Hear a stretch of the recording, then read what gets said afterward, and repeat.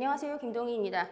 2022년도 지방직 시험 대비 조리막 모의고사 시작하도록 하겠습니다.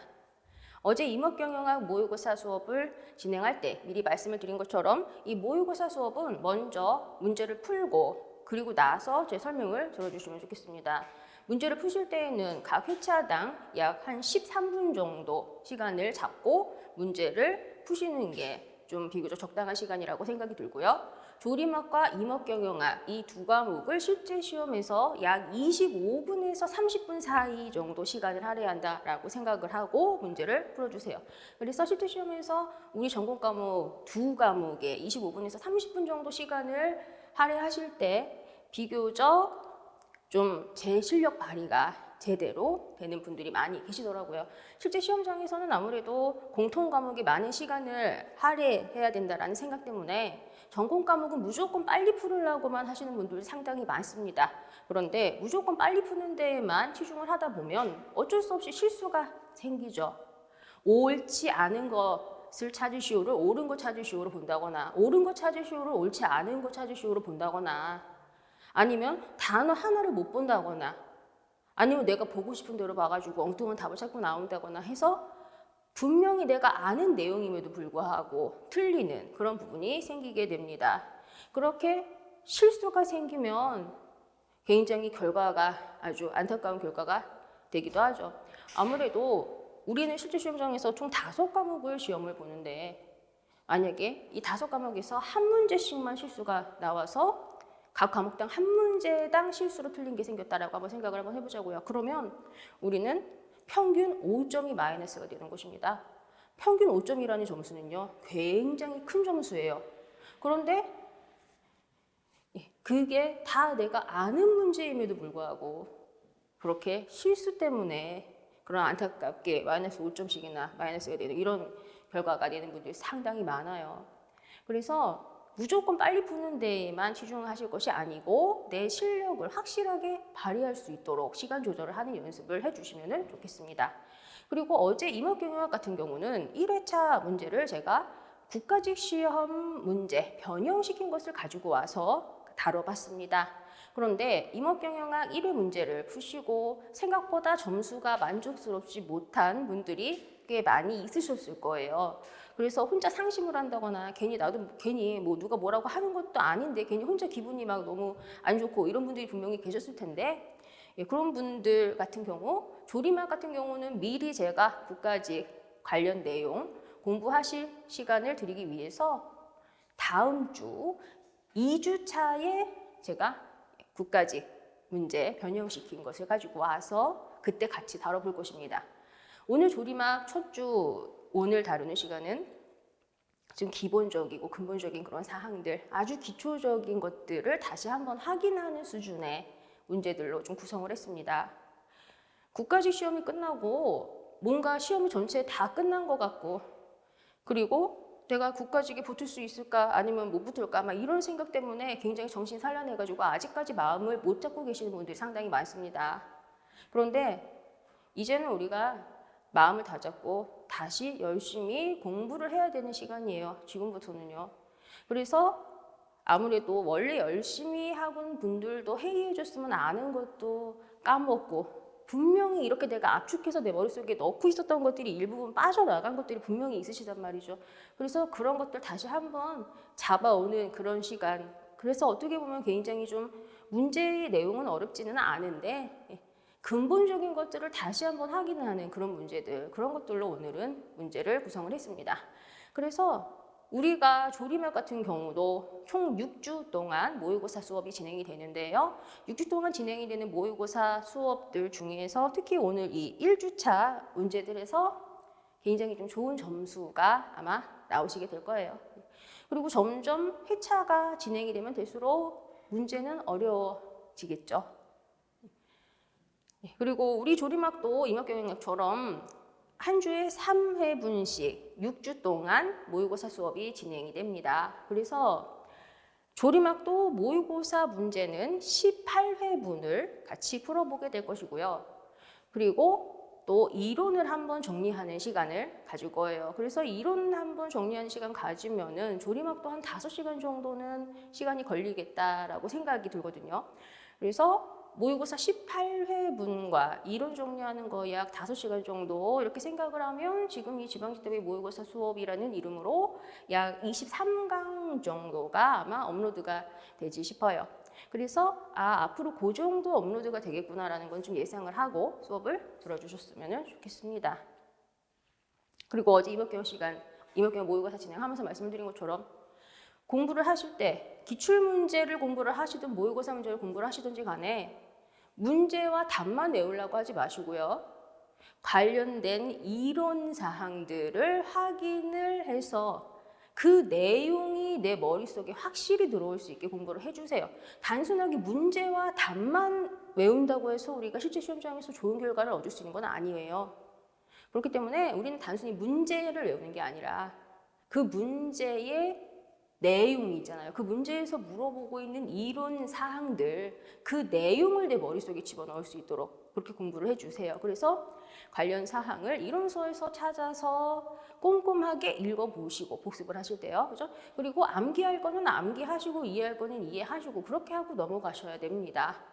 무조건 회독을 10번 했네 이런 거 소용없어요. 기사시험 같은 경우는 회독을 10번 정도 하죠. 그러면 당연히 아주 고득점이 나와요. 어마어마한 고득점이 나오죠. 그렇지만 우리 공무원 시험이 기사 시험이 아니죠. 그렇기 때문에 단순하게 문제와 답만 외워가지고는 남들보다 좋은 점수 받을 수가 없어요. 이런 내용을 내 거로 만들어야 된다는 얘기예요. 이걸 꼭 명심하고 제대로 공부해 주셔야 되겠습니다. 그리고 지금 우리가 지방시 시험 볼 때까지 남아있는 시간이 어떻게 보면 굉장히 짧다면 짧고 길다면 긴 시간이 남아있다고 볼 수가 있습니다. 그런데 전부 다 수험생분들한테 전부 다 똑같은 시간이 남아있지만 그 시간을 어떤 식으로 이용하냐 그런 거는 다 개인차가 상당히 크죠. 우리가 이제 지방직 시험 볼 때까지 남아있는 시간을 어떤 사람이 더 잘 활용을 하냐에 따라서 지방직 시험에서의 결과가 결정이 됩니다. 그래서 혹시라도 국가직 때까지는 내가 정말 점수가 너무 만족스럽지 못했다 이런 분들도 지방직 시험 때까지 시간 활용을 아주 확실하게 제대로 하시고 공부를 확실하게 하시면 지방직에서는 확 치고 올라가가지고 합격하시는 분이 계시고 반대로 국가직에서는 시험을 굉장히 잘 봤음에도 불구하고 국가직 시험 보고 나서 해이해진 마음을 다잡지 못하고 지방직 시험 때까지 공부하는 것도 아니고 안 하는 것도 아니고 이런 식으로 시간을 보내서 지방직 시험에서는 완전 죽쓰는 분도 있어요.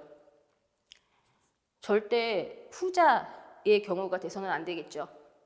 공부 열심히 해주시고 시간 활용 철저하게 확실하게 해서 무조건 지방직 시험에서 내가 꼭 반드시 합격하고 말겠다라는 마음가짐으로 공부해 주세요. 그러면 바로 이제 1회 1번 문제 보도록 하겠습니다. 유령님에 대한 설명을 옳은 것을 물어보는 문제입니다. 정답은 2번입니다. 일단 이 유령님이라고 하는 것은 특징이 뭐냐면 인분 울패가 시작될 때부터 유령님은 인분 울패가 시작될 때부터 흉고직경 6cm 이상인 우세목이 흉고직경 6cm 이상인 우세목이 인분 내 50% 이상일 때까지의 단계입니다.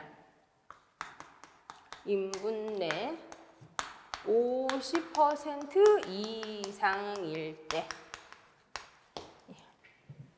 이때까지의 단계 이걸 우리가 유령님이라고 얘기를 합니다. 여기까지의 단계까지 적을게요.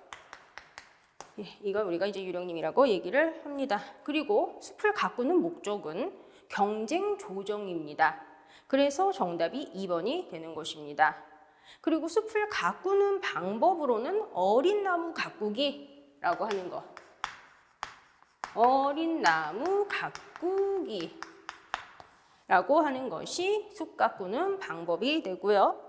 그리고 구체적인 숲가꾸기 작업은 잡목 솎아배기 또는 어린 나무 가꾸기를 실시해서 생육 공간을 확보하고 불량목을 제거하는 것, 그게 유령님 시기에 실시가 되는 구체적인 숲가꾸기 작업입니다. 정답은 2번이죠. 그럼 1번 한번 봐주세요. 인분이 시작될 때부터 인분 울패 직전까지의 단계, 이거는 치수림에 대한 설명이 됩니다. 그래서 우리 이거 동령림에서의 생육 단계를 어떻게 구분을 해요? 치수림,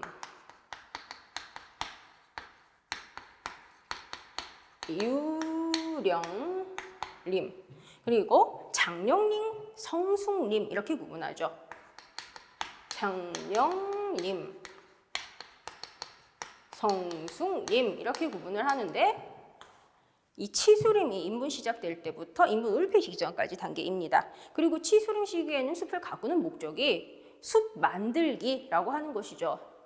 그리고 숲을 가꾸는 방법은 인공갱신, 천연갱신 그러한 것들이 숲 가꾸는 방법이고, 구체적인 숲 가꾸기 작업은 4번 보기에서 얘기하고 있는 보식, 혼효, 그리고 웃자란 나무 조절, 이런 게 치수림 시기에 구체적으로 실시가 되는 숲 가꾸기 작업입니다. 그래서 1번, 4번은 다 치수림에 대한 설명이죠. 그런데 여기 이제 3번을 한번 봐주세요. 숲을 가꾸는 방법은 미래목 가꾸기 및 솎아배기이다. 이거는 어떤 단계로 연결이 돼야 되는 숲 가꾸는 방식이냐면 장령림 시기에 실시가 되는 숲 가꾸는 방법입니다. 장령림이라고 하는 것은 흉고직경이 10cm 이상인 우세목이 인분 내 50% 이상일 때, 그때의 인분을 우리가 장령림이라고 얘기합니다. 그리고 장령림 시기의 숲 가꾸는 목적은 형질 조정이고, 숲 가꾸는 방법이 미래목 가꾸기 및 솎아배기라고 하는 것이죠. 구체적인 숲 가꾸기 작업은 장령림 시기에 가지치기, 그리고 미래목 선정 및 보유, 경한목 솎아배기, 이러한 것들이 구체적인 숲 가꾸기 작업으로 실시가 됩니다. 그리고 여기 성숙림 단계 같은 경우는 흉고직경 18cm 이상인 우세목이 인분 내 50% 이상일 때의 인분을 우리가 성숙림이라고 하죠.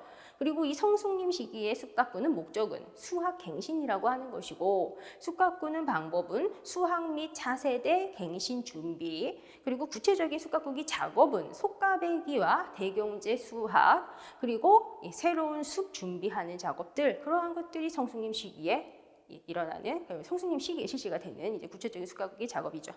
그래서 1번 정답이 2번이라고 지금 말씀드렸습니다. 그럼 이제 2번으로 가보도록 하겠습니다. 종자 휴면의 원인이 종자 외곽 조직에 의한 것이 아닌 수종을 물어보고 있습니다. 일단 종자 휴면의 원인은 우리가 종자 외곽 조직에 의한 휴면과 종자 휴면의 원인은 종자 외곽 조직에 의한 휴면, 그리고 종자 내부 원인에 의한 휴면, 종자 내부 원인에 의한 휴면, 그리고 이중 휴면성, 이렇게 커다랗게 세 가지로 우리가 구분합니다. 이중 휴면성, 이렇게 커다랗게 세 가지로 구분을 하는데, 그 중에서도 종자 외곽 조직에 의한 휴면은 첫 번째로 종피의 불투수성이라고 하는 것이 있습니다. 종피의 불투수성이라고 하는 것. 지금 이거 같은 경우는 콩과 식물처럼 종피나 과피가 굉장히 단단하거나 왁스질로 외부가 덮여 있어서 수분이 종자 안으로 침투되지 못해서 휴면하는 것, 그게 종피 불투수성이라고 하는 것입니다. 그래서 자기나무, 주엽나무, 회화나무, 아까시나무, 자기나무, 주엽나무, 회화나무, 아까시나무, 이러한 수종들 것들이 종피 불투수성 때문에 휴면을 하는 것이죠. 그리고 이제 두 번째로 종피의 기계적인 발화 억제라고 하는 것도 있습니다. 종피의 기계적인 발화 억제라고 하는 것이 있는데요. 지금 이거 같은 경우는 종피나 과피가 너무 과하게 단단해서 종자 속 안에 있는 배가 자라는 것을 기계적으로 눌러버리는 거예요. 그래서 이렇게 종피의 기계적인 발화 억제 때문에 휴면을 하는 애들은 종피가 물러지도록 하는 연화 처리라고 하는 것을 실시해야 발화가 될 수 있습니다. 이런 종피의 기계적 발화 억제 때문에 휴면을 하는 수종은 되게 딱딱한 애들이에요. 호두나무, 가래나무, 잣나무, 호두나무, 가래나무, 잣나무, 주목, 산사나무, 대추나무, 주목, 산사나무, 대추나무, 그리고 산수유. 이렇게 딱딱한 애들한테서 이런 거 볼 수 있습니다. 그리고 종피의 가스 교환 억제라고 하는 것도 있죠. 종피의 가스 교환 억제라고 하는 것이 있습니다. 산소 흡수와 이산화탄소 배출 이런 게 제대로 일어나지 못하는 거예요. 그래서 호흡으로 축적된 이산화탄소 때문에 어쩔 수 없이 종자가 휴면하는 그러한 현상이 생기는 거. 그걸 우리가 이제 종피의 가스 교환 억제 이렇게 얘기를 합니다. 이거는 체기 문화에 따라서 종피 불투기성 이런 식으로 표현을 하기도 하죠. 그리고 종피에 존재하는 발화 억제 화학 물질이 원인이 되기도 합니다. 종피에 존재하는 발화 억제 화학 물질이라고 하는 게 있어서 이것 때문에 휴면을 하는 애들도 있다. 이런 거는 주로 어떤 애들한테서 볼 수가 있냐면요. 사과나무, 배나무, 감나무, 호두나무. 사과, 배, 감, 호두 이런 애들한테서 볼 수가 있습니다. 그리고 아주 굉장히 자주 많이 언급이 되는 발화 억제 물질은 어떤 게 있어요? ABA라고 하는 것이 있죠.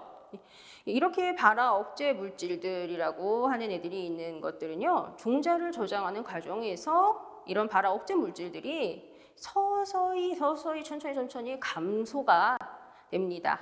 그리고 여러 가지 발화 촉진 처리를 통해서 발화 억제 물질이 제거가 될 수가 있는데 이런 발화 억제 물질들은 일반적으로 물에 녹는 수용성의 특성을 가지고 있습니다.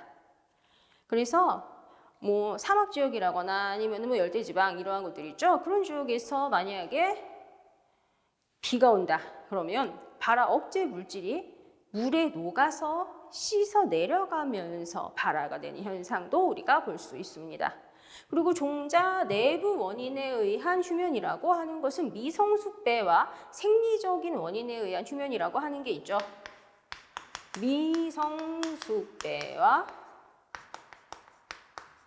생리적인 원인에 의한 휴면이라고 하는 것이 있습니다. 일단 미성숙배 같은 경우는요.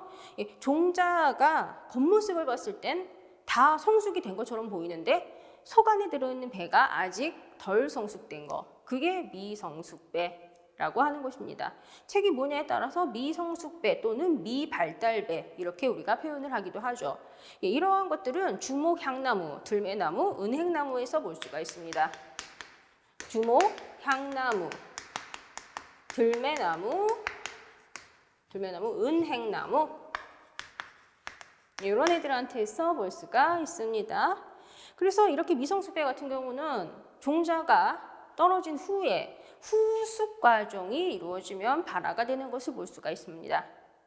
그리고 여기 생리적 원인에 의한 휴면이라고 하는 것도 있는데요. 지금 이거 같은 경우는 종자가 성숙이 되기는 했는데 종자 성숙 직후에 내종피 또는 배유 같은 종자 안쪽에 있는 내부 조직이 뭔가 생리적으로 휴면 상태를 유지하게 되는 거, 그게 이제 생리적 원인에 의한 휴면이라고 하는 것입니다. 이러한 것들은 온도 자극을 준다거나 아니면 냉습적 처리 같은 것을 이용을 함으로써 휴면 타파가 이루어지게 할 수 있습니다. 그리고 이제 이중 휴면성이라고 하는 것은요, 여기 적은 이런 여러 가지 휴면 원인들 있죠. 이러한 것들이 여러 개, 2개 이상이 복합적인 원인이 되어서 휴면하는 것들, 그걸 우리가 이제 이중 휴면성이라고 합니다.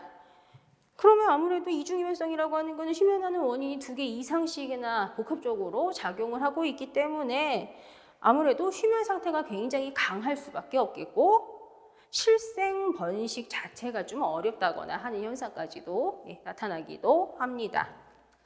그래서 간단하게 종자 휴면 원인을 정리를 해보았는데요. 정답은 1번이죠.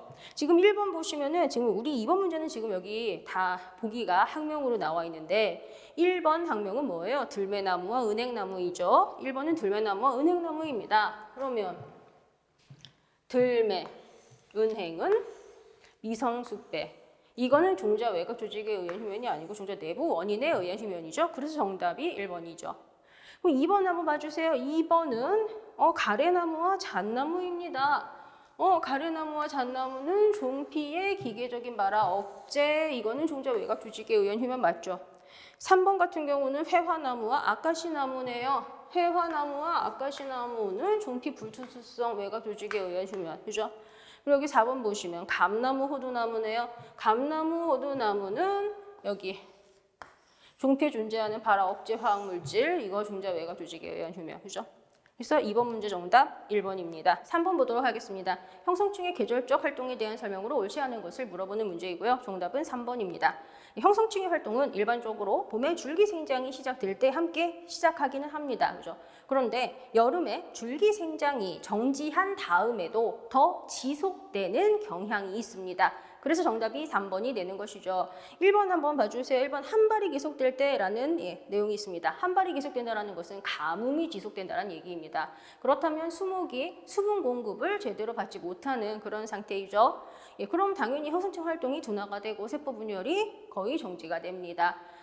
수분이라고 하는 거, 수분이 세포 형성되는 데 있어서 필수적인 성분이죠. 그런데 그게 부족하면 당연히 세포 분열이 정지가 됩니다. 그리고 형성층의 계절적 활동은 상록수의 경우 낙엽수보다 더 오래 지속됩니다. 상록수는 사계절 잎을 달고 있죠. 낙엽수는 가을이 되면 잎이 떨어지죠. 그러면 사계절 잎을 달고 있는 상록수는 사계절 광합성을 실시해서 사계절 탄수화물을 만들어낸다는 얘기나 마찬가지가 되겠죠. 그리고 인분 내에서 우세목이 피한목보다 더 오래 일어난다라고 얘기하죠. 우세목하고 피한목을 비교를 해보면 우세목이라고 하는 것이 아무래도 광합성을 훨씬 더 왕성하게 많이 해서 체내에 탄수화물 축적도 훨씬 더 많이 하고 있겠죠. 이런 애들, 한마디로 탄수화물을 오랫동안 만들고 탄수화물 축적하는 양이 많은 이러한 애들이 형성층 계절적 활동 역시 더 오래 일어나는 것입니다. 그리고 늦은 여름에 추재를 만들기 시작하는 시기는 잎에서 옥신의 생산량이 줄어드는 시기와 일치하고 나무 밑동에서부터 추재 생산이 시작이 되어서 점점 위로 전달된다 이렇게 얘기합니다. 옥신의 영향은 추재를 형성하는 그 기작과 굉장히 아주 밀접한 관련이 있습니다. 옥신이라고 하는 것은 어때요? 여기가 땅이고 지상부 줄기다라고 한번 생각을 한번 해보자고요.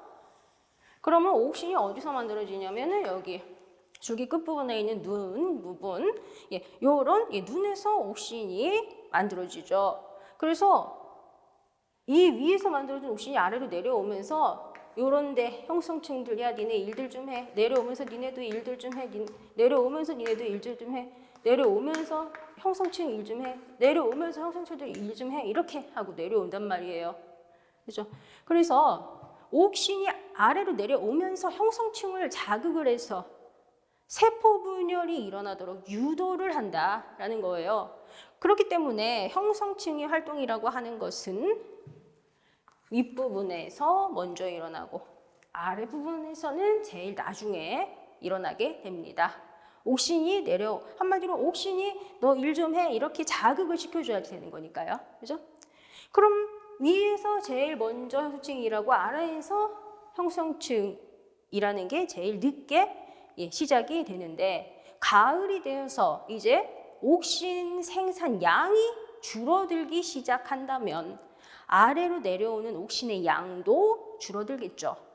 그러면 아무래도 옥신의 양이 줄어들어도 옥신이 만들어지는 부분이랑 가까운 부분은 옥신 공급이 그래도 좀 된다라는 얘기인데 옥신 만들어지는 부분하고 먼 부분은 옥신 생산량이 줄어들면 옥신 공급량이 굉장히 많이 줄어들 거 아니에요. 굉장히 많이 줄어들겠죠. 그래서 가을이 돼서 옥신 만드는 양이 감소하게 되면 제일 먼저 나무 밑동 부분에서 형성층의 분열이 중단되는 현상이 생기게 됩니다. 그리고 여기서 형성층 분열이 중단되고 그 다음에는 여기 중단되고 그 다음 여기 중단, 그 다음 여기 중단, 그 다음 여기 중단, 그 다음 여기 중단, 그 다음 여기 중단. 옥신 만들어지는 부분이랑 가까운 부분은 그래도 제일 늦게까지 좀 유지는 되니까 그 다음으로는 여기 중단 이런 식으로 들어가게 된다는 얘기예요. 그리고 이렇게 여기서부터 형성층의 분열이 중단되는데 여기서부터 추재가 만들어지는 거죠. 그죠? 여기서부터 추재가 만들어져서 그리고 그 다음은 여기서 추재 만들어주고 그 다음은 여기서 추재 만들어주고 이렇게 들어가는 거예요. 그래서 이렇게 늦은 여름이 돼서 추재를 만들기 시작하는 시기는 잎에서 옥신 생산량이 줄어드는 그 시기와 일치하고 추재는 여기 아래에서부터 만들어지기 시작해서 위쪽으로 이렇게 이 순서로 추재가 만들어지게 된다라는 것이죠. 그래서 추재하고 옥신하고 반드시 좀 기억해 두시고 그리고 제가 이론 수업뿐만 아니라 여러 가지 수업을 진행을 하면서 항상 말씀드린 게 뭐냐면 옥신의 힘이 센 시기는 수목 체내에서 수분의 흡수 및 수분의 이동이 아주 왕성하게 일어나는 시기 수분 흡수와 수분 이동이 왕성하게 일어나는 시기 그 시기가 옥신의 힘이 센 시기예요. 그죠?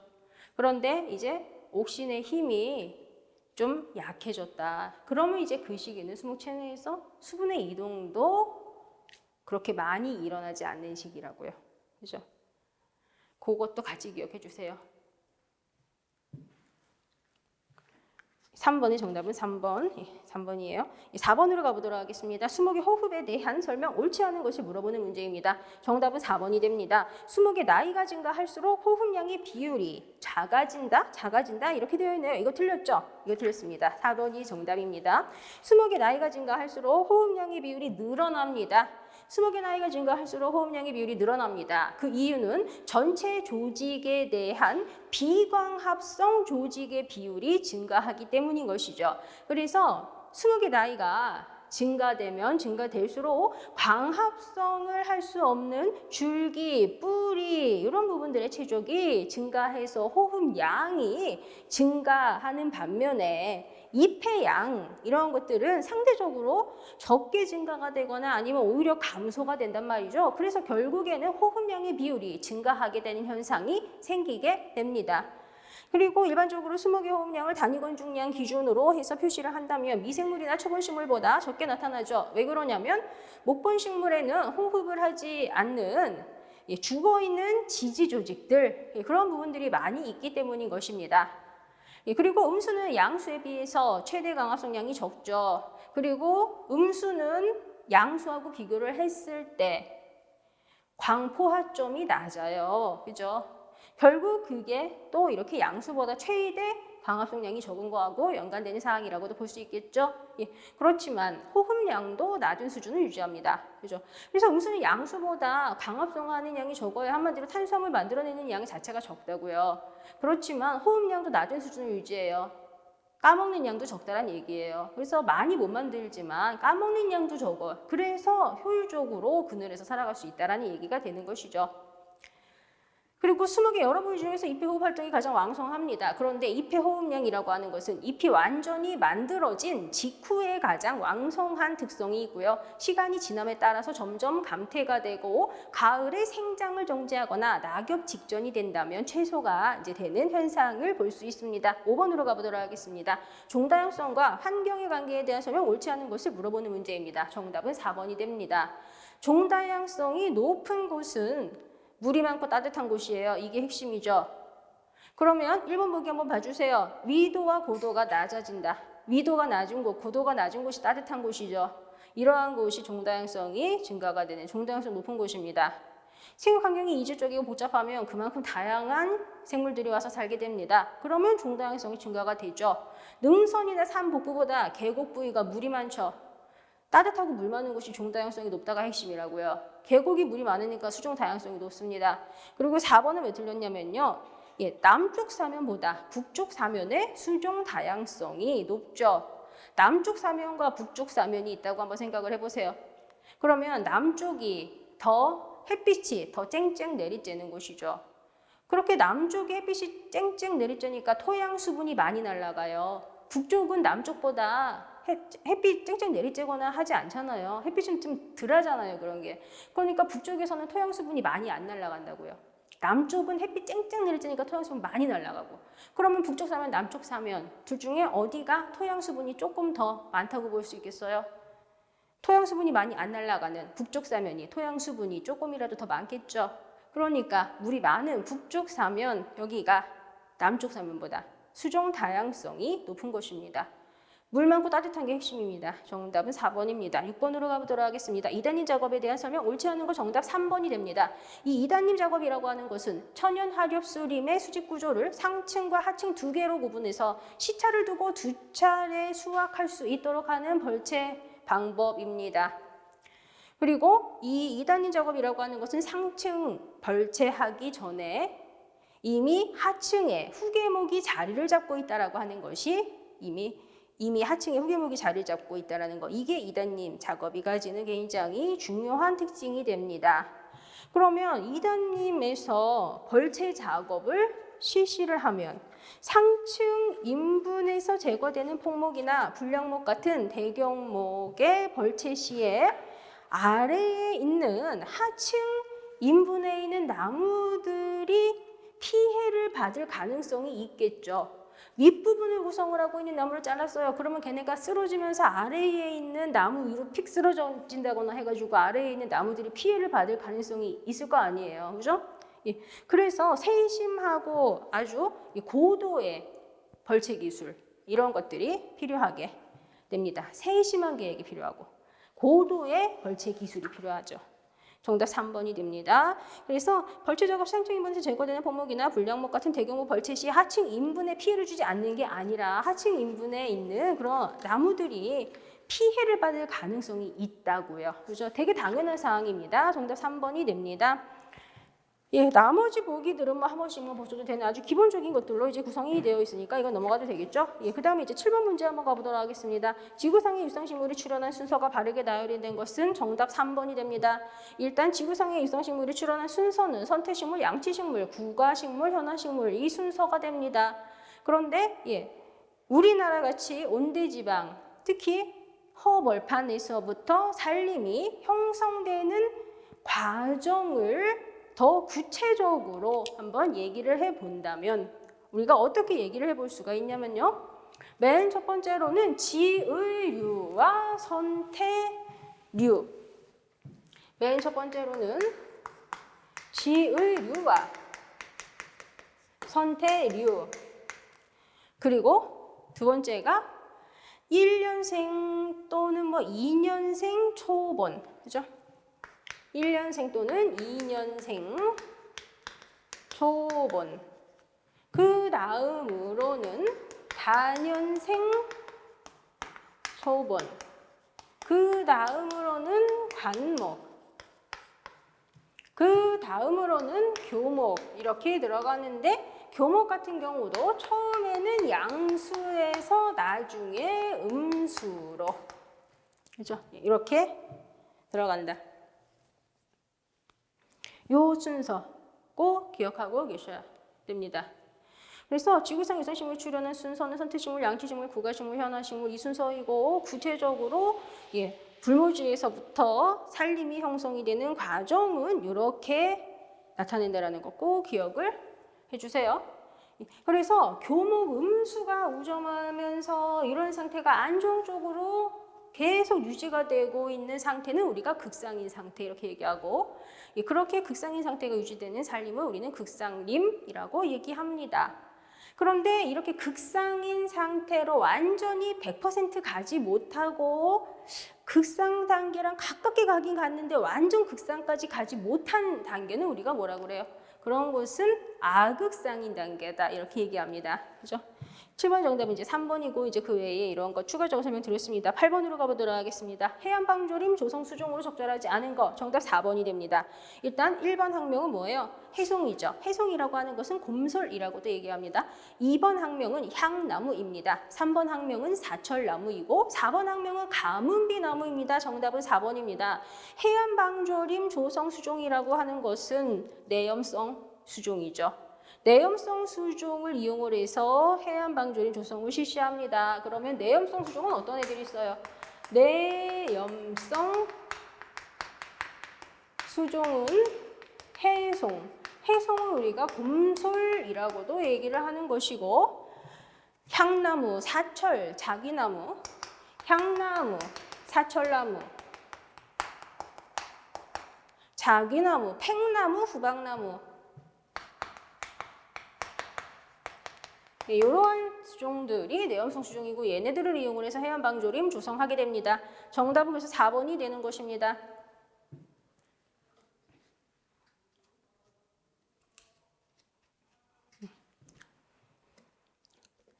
9번으로 가보도록 하겠습니다. 택벌 작업에 대한 설명 옳지 않은 거 정답 1번이 됩니다. 택벌 작업을 실시하는 살림은 일용님이죠. 이렇게 일용님에서 생산이 된 목재는 동령인분에서 생산이 된 것보다 대체적으로 불균일해요. 그죠? 일용인분에서 생산이 된 목재는 동령인분에서 생산된 것보다 대체적으로 불균일하다고요. 그죠? 그래서 정답이 1번이 되죠. 예, 그리고 이렇게 택벌 작업을 실시를 하면 굉장히 좋은 점이 많이 있어요. 택벌 작업을 실시하는 살림은 일용님이기 때문에 임지가 항상 나무로 덮여 있고 허허벌판이 되는 일이 없으니까, 그죠? 예, 그리고 또 이러한 곳은 임지가 항상 나무로 덮여 있으면 당연히 임지가 보호를 받게 되는 것이고 겉흙이 유실되지 않는다고요. 택벌 작업이라는 단어 자체의 뜻은 우량한 나무를 선택해서 멀채를 한다. 그죠? 그렇기 때문에 그런 곳은 허허벌판 되는 일이 없다. 그렇게 우량한 나무만 선택해서 멀채를 하니까 그런 곳은 이제 일용림이라는 거. 그리고 생태적으로 제일 좋은 곳이 이렇게 택벌 작업을 실시하는 곳이 생태적으로 제일 좋은 곳이다. 그런데 작업을 할 때 제일 신경 쓸 게 많아. 그게 좀 약간 피곤한 점이 될 수는 있겠죠. 그리고 이렇게 택벌 작업을 실시하는 이런 택벌림 같은 경우는 음수, 양수 중에 선택해라. 그러면 음수 선택해야 되는 거 아시죠? 그리고 이러한 곳은 일용림이다 보니까 어린 나무들부터 커다란 나무까지 다 같이 살고 있어요. 그죠? 그래서 임지가 아주 입체적으로 이용이 되어서 생산력이 높은 특성도 볼 수 있고요. 그리고 상층성 수목은 햇빛을 받아서 굉장히 결실도 잘 되고 그렇게 되고 또 좀 전 말씀드린 것처럼 음수갱신에 또 유리한 방식이 된다는 게 또 특징적인 그런 부분이 됩니다. 허허벌판 되는 일이 없기 때문에 지상에 있는 유기물들이 항상 습기를 가지죠. 그래서 산불 발생 가능성도 낮아요. 그것도 아주 특징적인 사항이 되고, 그리고 이러한 것은 우량한 나무를 선택을 해서 벌채하기 때문에 올해도 조금 선택해서 벌채하고 내후년에도 또 산에 들어가서 또 조금 선택해서 벌채하고 이런 식으로 우리가 벌채를 할 수 있습니다.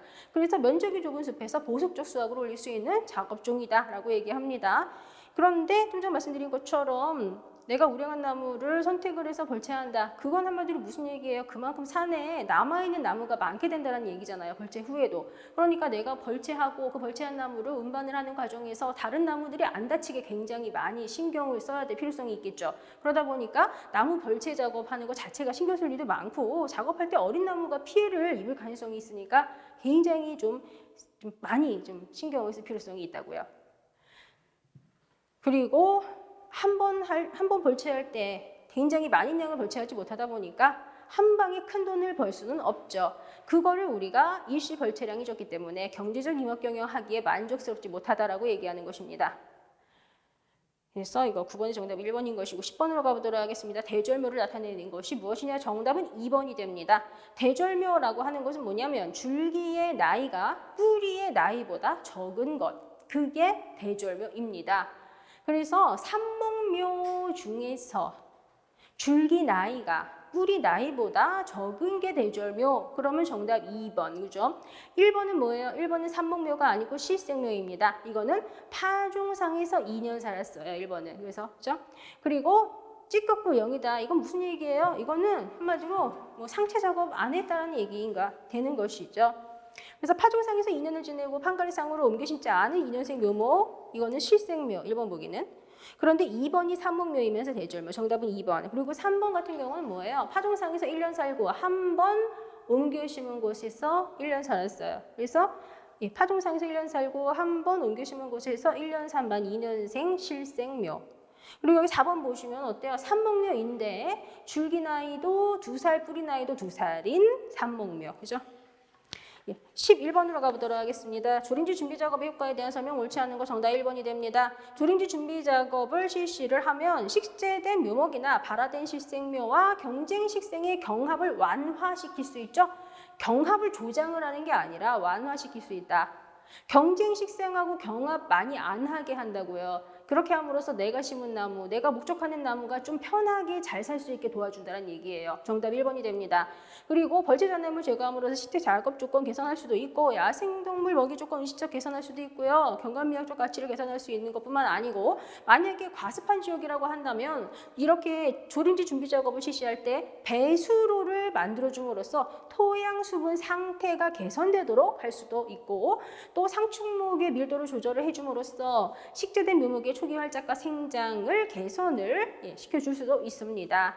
산불 위험이 줄어들게도 할 수도 있고요. 그리고 식재 이후 무육관리 작업 조건 개선하는 데에도 상당히 큰 도움이 됩니다.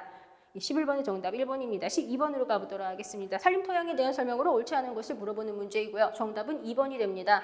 토심이 깊고 굵은 모래가 많은 토양은 가뭄비나무, 전나무 등이 생육한다라고 얘기하네요. 이게 틀렸습니다. 일단 토심이 깊고 굵은 모래가 많은 토양, 굵은 모래가 많은 토양이라고 하는 것은 뭐냐면은 이게 사토가 되겠죠.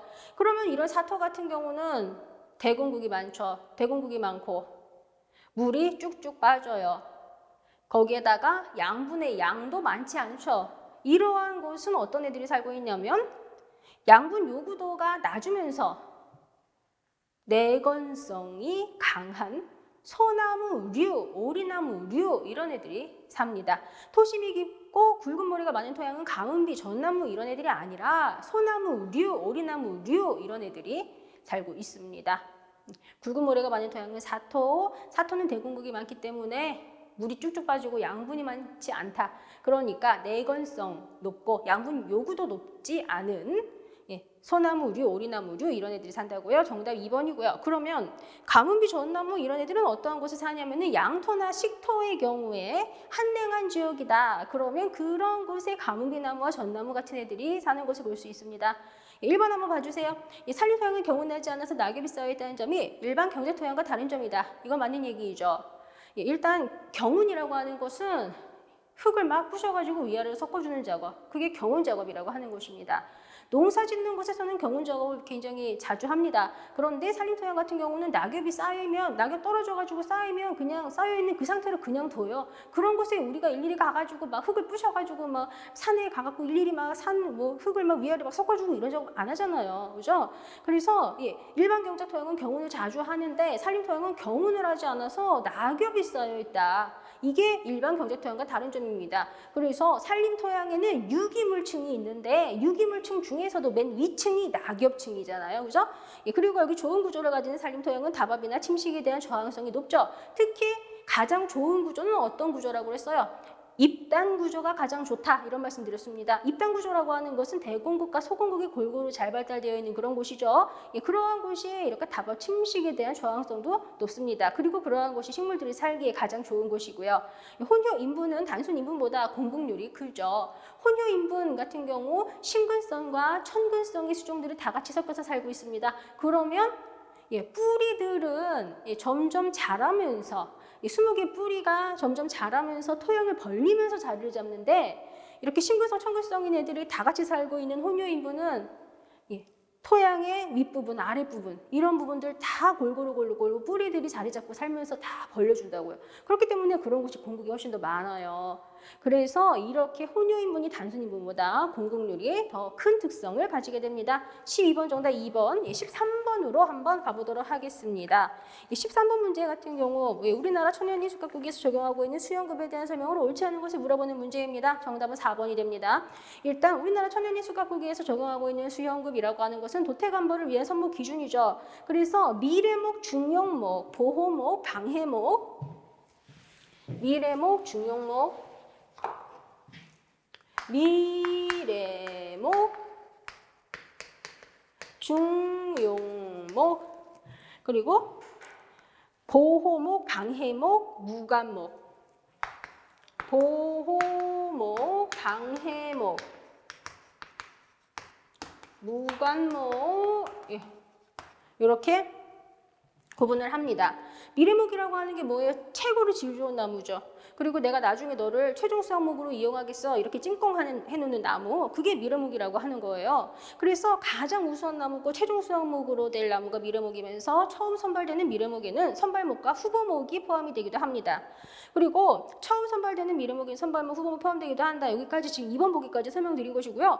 여기 중용목이라고 하는 것은 차후 인분 밀도가 가밀해지면 간벌적으로 이용이 되거나 미래목으로 대체가 될 수도 있습니다. 그런데 이 중용목이라고 하는 것은 미래목과 함께 선발되지 못한 우세목 또는 준우세목이에요. 그리고 이거는 미래목과 충분한 거리로 떨어져 있어요. 그리고 미래목에 영향을 주지 않고 인분 구성에 필요한 예비목입니다. 그리고 이제 여기 4번 보기 한번 봐주세요. 하층 임간을 이루고 있는 유용한 인목으로서 미래목 생육에 지장을 주지 않고 수간 하부까지 발달 억제시키는 한편 임지보호 목적으로 남기는 나무, 이건 무관목에 대한 설명이 아니고요. 보호목에 대한 설명입니다. 보호목에 대한 설명이 됩니다. 그죠? 그래서 정답이 4번이 됩니다. 그러면 여기 이게 미래목이다라고 한번 보자고요. 이게 미래목이에요. 그런데 여기에 보호목이 살고 있는 거예요. 그러면 이 미래목 같은 경우 수간 하부에 나오는 이런 가지들이 충분한 공간을 가지지 못하게 되겠죠.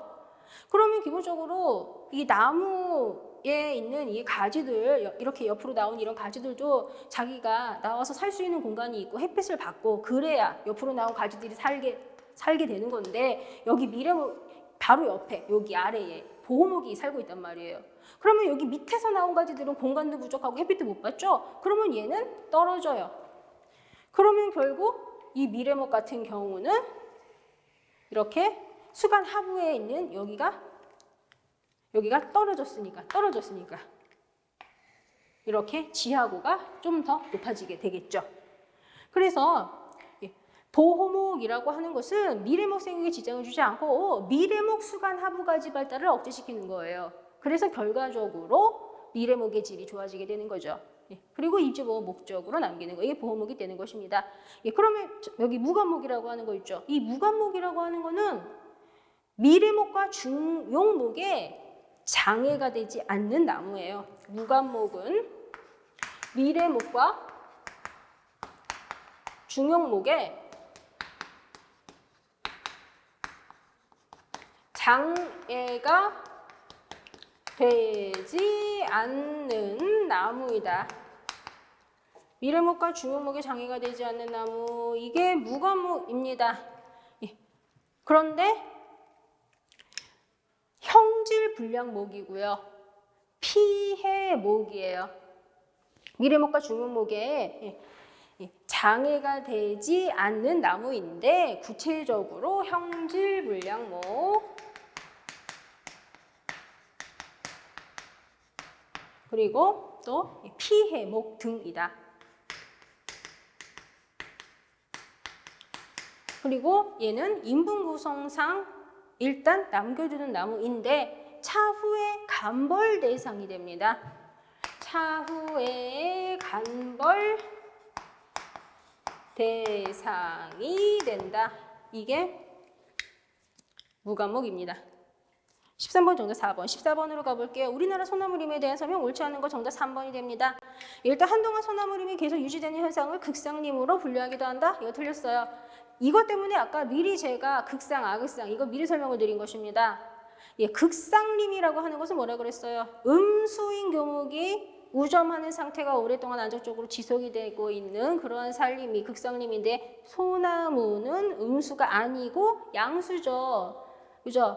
그래서 아까 전에 일단 1년생 초본, 단년생 초본, 관목, 교목 이 순서로 가는데 교목 중에서 처음에는 양수가 우점하다가 나중에 음수가 우점하는 상태가 된다라고 말씀드렸죠. 그런데 이렇게 소나무림은 교목 중에서도 양수가 우점하는 그 상태, 그게 소나무림이에요. 그래서 완전히 극상 상태까지 100% 가지 못한 상태이고 조금만 더 가면 극상 상태가 될 것 같기도 한데 아직 극상까지 가지 못한 상태라고요. 소나무림은 아극상림인 것입니다. 아극상림. 그래서 정답이 3번이 되는 것입니다. 예, 우리나라에서 단일 수종으로 가장 넓은 면적에 걸쳐있는 숲이 소나무림이라는 건 맞죠? 그리고 이 소나무림은 건조하고 지력이 낮은 토양에서 소나무 후계목에 의해서 세대가 거듭됨으로써 계속 유지가 됩니다. 그리고 소나무 같은 경우는 건조한 지역의 순림을 형성을 하는 특징이 있습니다. 그런데 이 소나무가 건조한 지역을 좋아해서 건조한 지역에 사는 것은 아니죠. 다른 하류수종하고 경쟁에서 밀리다 보니까 그런 곳에 밀려나서 거기서 살게 된 거예요. 14번의 정답 3번. 15번으로 가보도록 하겠습니다. 아주 기본적인 문제입니다. 최종원의 입지 조건에 대한 설명 옳지 않은 거 정답은 2번이 됩니다. 한 최종원의 면적은 적어도 2헥타르를 초과하는 게 아니고요. 5헥타르를 초과해야 된다. 5헥타르. 정답 2번이죠. 예, 그리고 기본적으로 이 최종원이라고 하는 건 내가 만드는 거라 그랬어요. 그래서 최종원을 만들고 내가 최종원 안에 심은 나무들끼리만 수분 수정해서 나한테 좋은 종자를 줘라. 이렇게 하는 곳이 최종원인데 만약에 뭐 외부 화분, 내가 최종원에 심은 나무가 아니라 다른 엉뚱한 데에서 꽃가루가 날라와가지고 그 꽃가루랑 수분 수정이 됐대. 그거는 내가 원하는 게 아니잖아요. 그래서 외부 화분에 의한 수정을 막아야 돼요. 그래서 동종 인분으로부터 500m 이상 떨어져 있게 해야 하는데 한마디로 격리를 시키겠다라는 얘기가 되죠. 그래서 이거는 타가수분하는 거 기준으로 이렇게 생각하는 거예요. 이렇게 격리시키는 거. 그리고 한 최종원의 면적을 적어도 5헥타르를 초과해야 된다. 이렇게 면적이 넓어야 혹시라도 최종원의 사이드 부분은 내가 원치 않는 잡스러운 꽃가루들이 날라와서 오염이 된다고 하더라도 안쪽은 오염 안 되겠죠. 그리고 그래서 정답이 이제 2번이고요. 지온이 정방형이나 원형에 가까워야 그래야 사이드 부분은 좀 오염이 된다고 하더라도 가운데 부분은 오염이 안 되겠죠. 만약에 정방형 또는 원형이 아니라 직사각형 모양이다라고 한번 생각해 보자고요.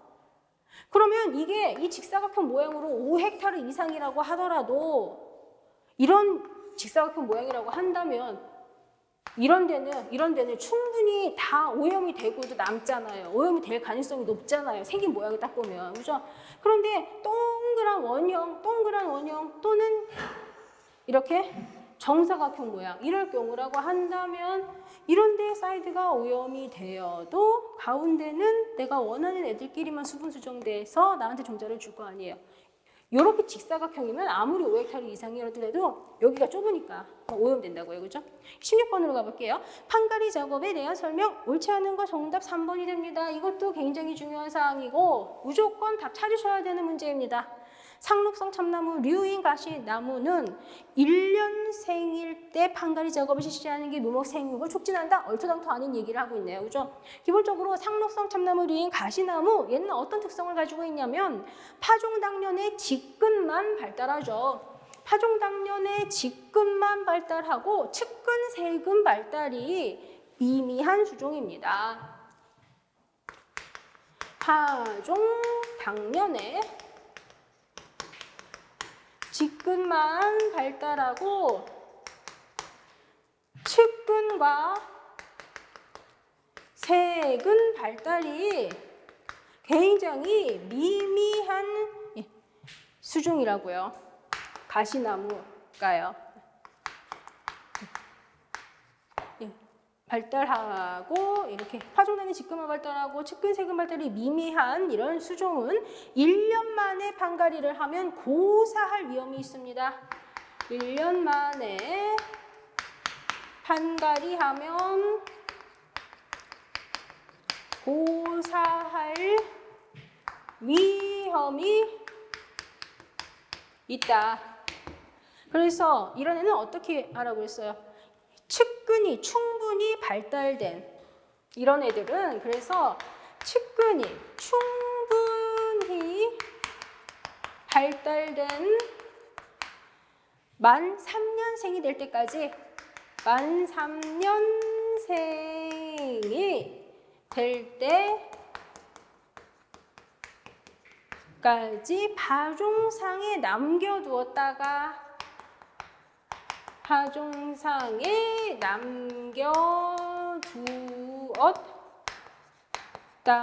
반갈이 작업을 하는 것이 좋다.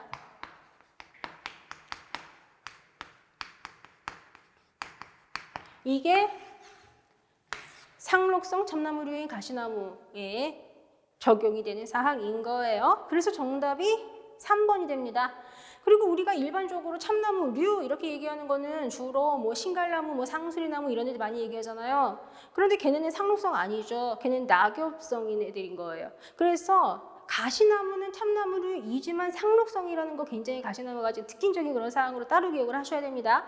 정답은 여기 3번이고요. 17번으로 가보도록 하겠습니다. 테트라졸륨 수용액을 이용한 한원법에 의한 종자 활력 검사 시 활력 있는 조직이 나타내는 색은 붉은색이죠. 정답 1번이 됩니다. 그래서 테트라졸륨 수용액을 이용을 했을 때 활력이 있는 조직은 붉은색으로 변하고 죽은 조직은 변화가 없습니다. 그런데 만약에 테트라졸륨이 아니라 테룰루산 칼륨을 이용을 했다면 그때는 건전한 배가 흑색으로 나타납니다. 예. 그래서 17번의 정답은 1번이고요. 18번 보도록 하겠습니다. 이 포지에서 실시하는 작업에 대한 설명 옳지 않은 거 물어보는 문제이고요. 정답은 2번이 됩니다. 속가내기는 자엽이 나온 때와 약 10월 하순경 실시한다 이렇게 되어 있는데요. 이 속가내기는 본엽이 나온 때와 약 8월 하순경 실시하죠. 그죠? 그래서 속가내기는 본엽이 나온 때와 약 8월 하순경 실시한다. 속가내기는 본엽이 나온 때와 8월 하순경 실시한다. 그래서 정답이 2번이 됩니다. 그리고 이거 해가림 같은 경우는 소나무, 해송 이런 애들한테는 실시할 필요가 없지만 전나무류, 감비나무류 같은 음수수종과 그리고 소립종자에서 생긴 어린묘가 강한 이세를 받아서 건조 우려가 있을 때 그때 우리가 이제 해가림을 실시를 하게 되는 것이죠. 그리고 이제 19번으로 한번 가보도록 하겠습니다. 솔리폭파리에 대한 설명 옳은 거 정답은 4번이 됩니다. 1번은 왜 틀렸어요? 우화 최성기는 7월 하순에서 8월 상순이 아니고요. 5월 하순에서 6월 상순입니다.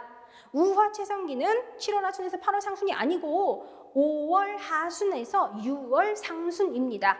예, 2번 보세요. 천공성 해충 아니죠. 충영 형성 해충입니다. 충영 형성 해충입니다. 충영 형성 해충입니다.